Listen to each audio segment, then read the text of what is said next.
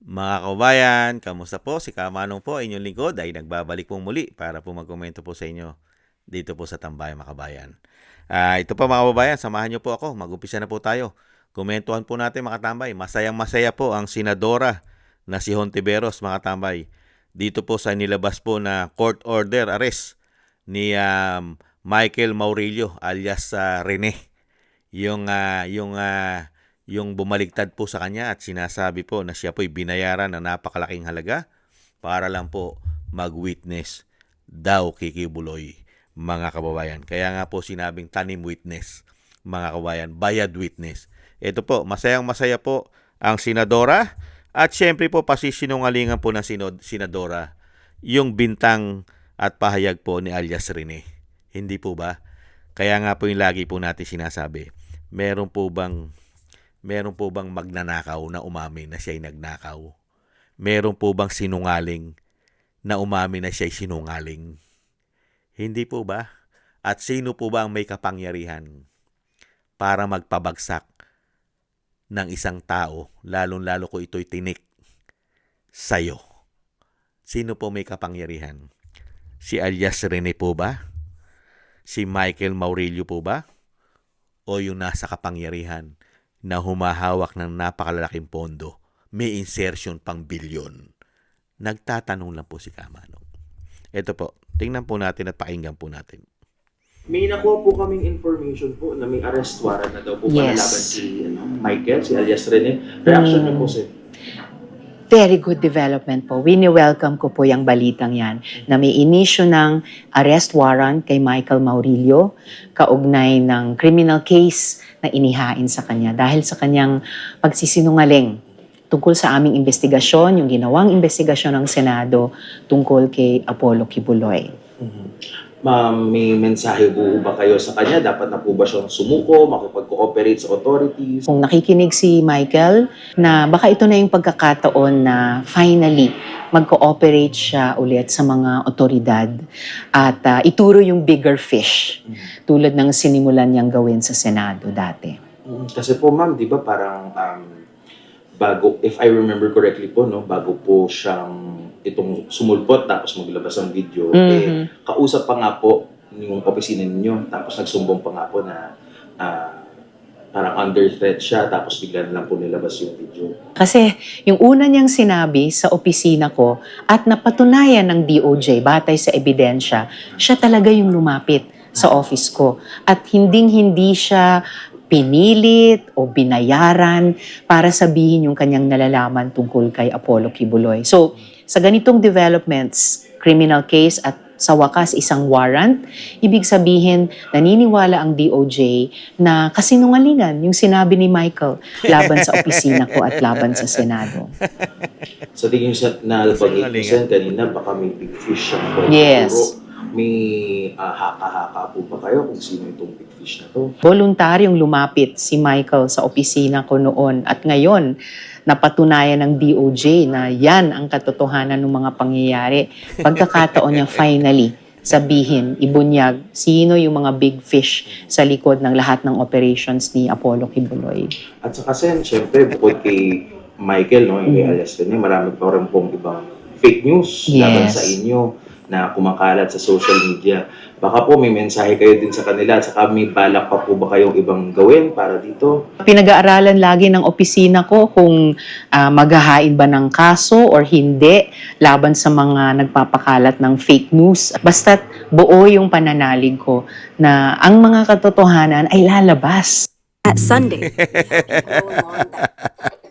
Totoo po yun. Yan po ang katotohanan niya. Lalabas daw po lahat ng katotohanan. Totoo naman po yun. May tamang panahon. Ngayon po kasi, pwede pang i-cover up umano ang katotohanan. Dahil magkakasabwat pa. Iyata sila ngayon lahat sa gobyerno. Hindi po ba? Saan ka ba naman nakakita na sinasabing siya raw po'y oposisyon, grupo na akbayan, na mula po umpisa ay galit na galit po daw sa pamilya ng mga diktador umano, mga kabayan, at galit na galit daw po siya sa korupsyon. Nakakita po ba tayo ng isang Risa Hontiveros sa panahon ngayon na binabatikos ang korupsyon, mga kababayan? At nakakita po ba tayo ng isang oposisyon na Risa Hontiveros sa panahon ngayon. Na talamak ang korupsyon. Mga kababayan, ganyan po ang laro. Excuse me po. Ganyan po ang laruan nila.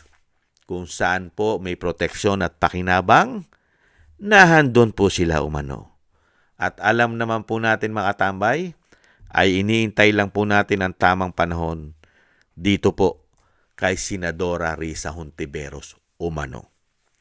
Yung sinasabi po na napatunayan na raw po ng DOJ na itong si alias Rene, itong si Michael Maurilio, ay nagsisinungaling.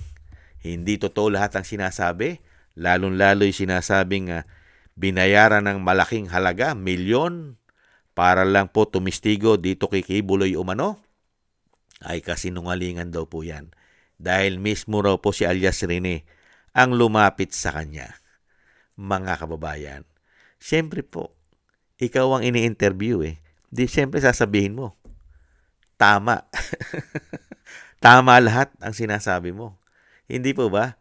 At mga kababayan, hindi po ba? Sa tingin nyo, si alias Rene, mga kababayan, magmamatapang ba yan kung walang hawak na ebidensya yan? At kukuha rin po na abogado yan, kaso yan. Mainam nga po mga kababayan napunta po sa kaso. Nagkaroon po ng warrant of arrest. At may tatayo naman po diyang abogado. Sana po ay tulungan po yan nila Atty. Topacio.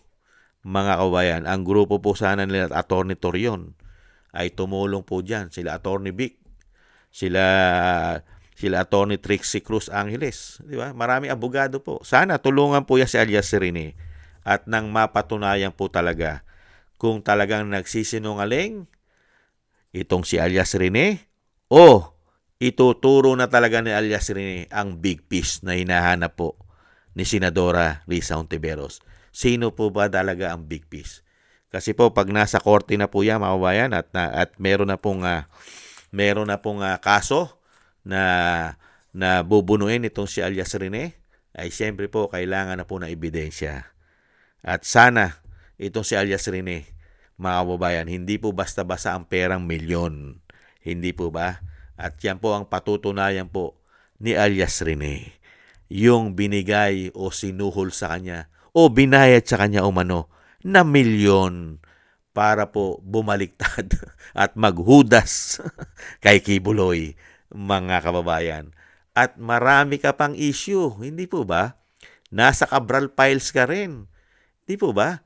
At natuklasan din ni Katunying na dokumentado sa Senado yung hawak mo at nakuha mo sa iyong opisina na napakalalaking bilyon insertion at napatunayan din ni Katunying ang mga proyekto mo.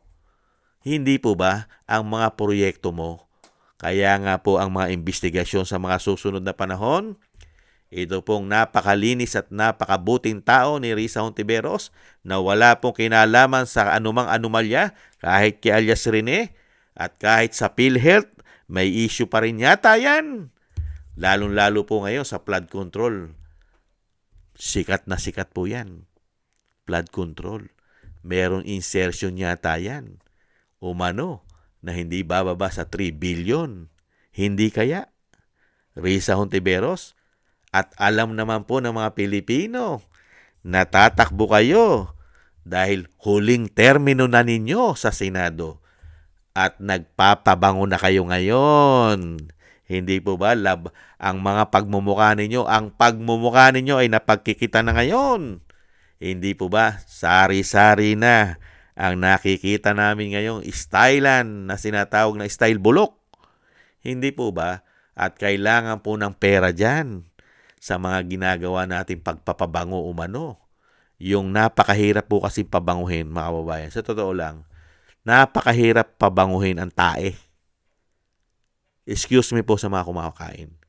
Pagka ikaw ay tae, umano, napakahirap ng pabanguhin yan. Kahit ano ilagay mong pabango dyan, tae ka na.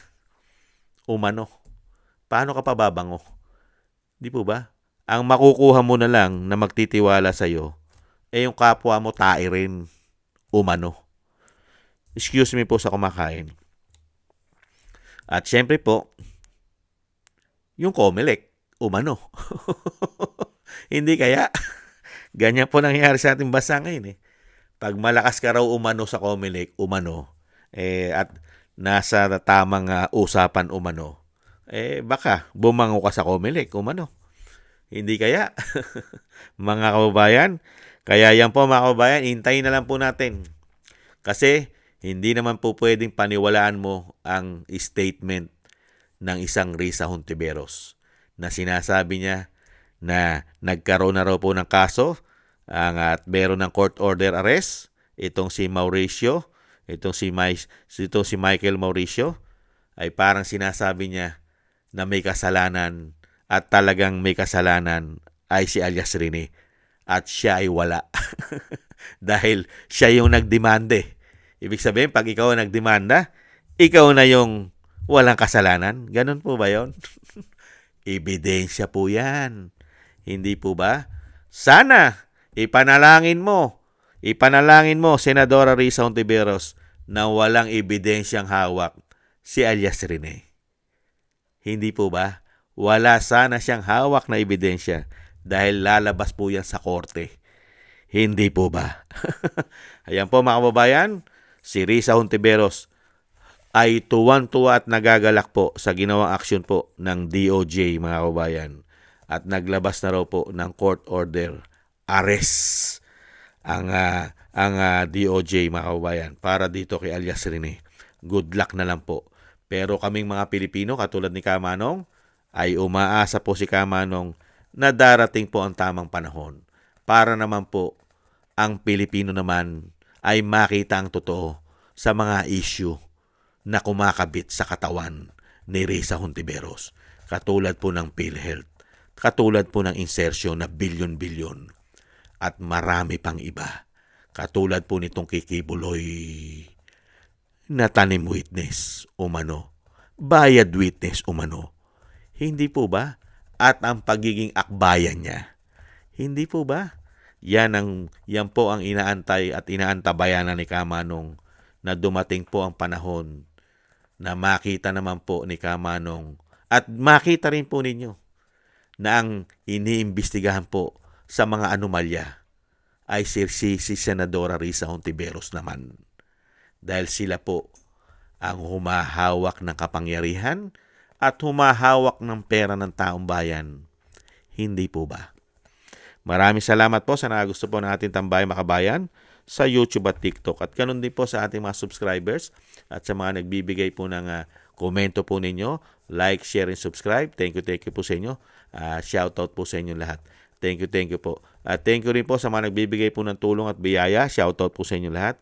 Kay Eric Hershaw ng Canada, kay Tatay Nick ng Canada, kay Ani Jo, ako si Pilam, kay Balance Vision TV, Gay at Shena, kay Jesus Valdepena, Kingston ng Hong Kong, si Jake Yahut ng California, USA, Gina Ray Solidides ng Berlin, Germany, Julieta Silona ng Sydney, Australia, at si Baby Roman at Ate Isa ng Cagayan. Thank you po sa inyo mga kabayan. Ingat po kayo at God bless po sa inyong lahat. At tiis-tiis lang po tayo. Bye-bye. Thank you po.